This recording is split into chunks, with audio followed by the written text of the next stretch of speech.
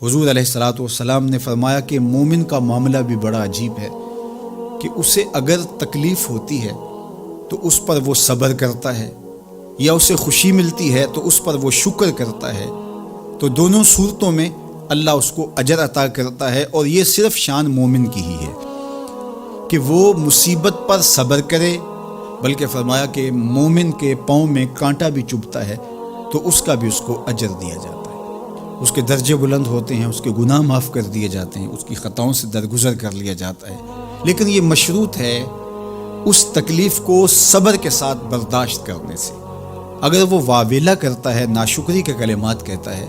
تو تکلیف تو ختم نہیں ہوتی لیکن اجر زائل کر دیا جاتا ہے۔ تو اس لیے ہمیں ہر صورت کے اندر صبر کے دامن کو مضبوطی سے تھامنے کی تلقین کی گئی ہے، اور اہل ایمان کو یہ بھی سبق دیا گیا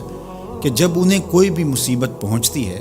تو وہ کہتے ہیں انا للہ و انا الیہ راجعون، کہ ہم اسی کے ہیں اور اسی کے حضور پلٹ کے جانا ہے۔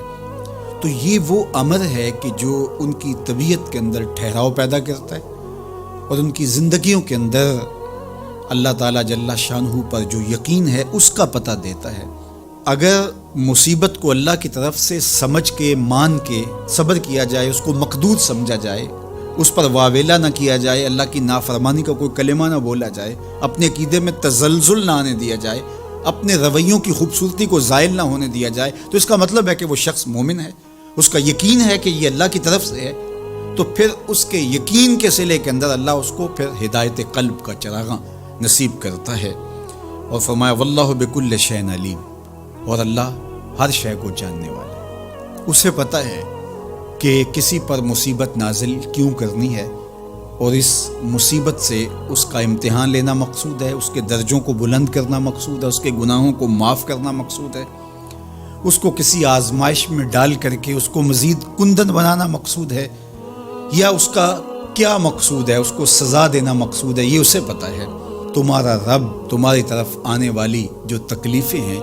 ان کے اندر ہزارہا پنہا حکمتوں سے واقف ہے۔ یہاں یہ بات بھی سمجھنے کے قابل ہے کہ جو شخص مصیبت کے آنے پر صبر اور استقامت کے ساتھ اس سے نپٹتا ہے اور اللہ پر جو اس کا یقین ہے اس میں تزلزل پیدا نہیں ہونے دیتا،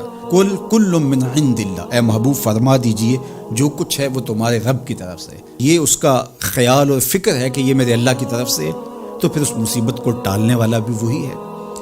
تو اگر یہ اس کا عقیدہ پختہ تھا تو پھر وہ مالک کی دہلیز چھوڑ کے، مالک کی چوکھٹ چھوڑ کے کسی اور دہلیز پہ نہیں جائے گا، کسی اور چوکھٹ پہ نہیں جائے گا، وہ اس مصیبت کو دور کرنے والا مؤثر حقیقی اللہ کو ہی جانتا ہوگا، اور اسی کے حضور دعائیں کرے گا، التجائیں کرے گا، کسی شرک کا ارتکاب نہیں کر سکتا ہے، اور وہ مالک کی دہلیز سے کبھی روح گردانی نہیں کر سکتا، بلکہ اس تکلیف کے آنے سے وہ اپنے رب کے ساتھ اور زیادہ جڑ جائے گا۔ اور اگر وہ صبر کرے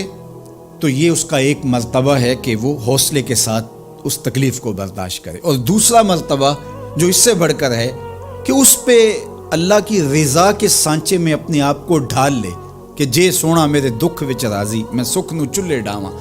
اگر وہ اس بات پہ راضی ہے تو کوئی بات نہیں ہے، میں اس پہ راضی ہوں کہ میرے رب کی یہ رضا ہے۔ تو یہ دونوں چیزوں کا مل جانا، یا دونوں میں سے کسی ایک کا مل جانا، یہ اللہ کی طرف سے اس کو دیا گیا انعام ہے جو اس مشکل حالات میں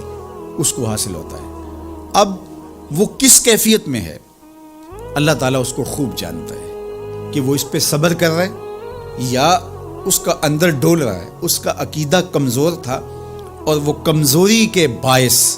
جو ہے وہ تزلزل کا، تذبذب کا شکار ہو گئے، تو یہ تمہارا رب خوب جانتا ہے۔ تو تمہارے سینے کے اندر چھپی ہوئی کیفیت تمہارے رب کے علم میں ہے۔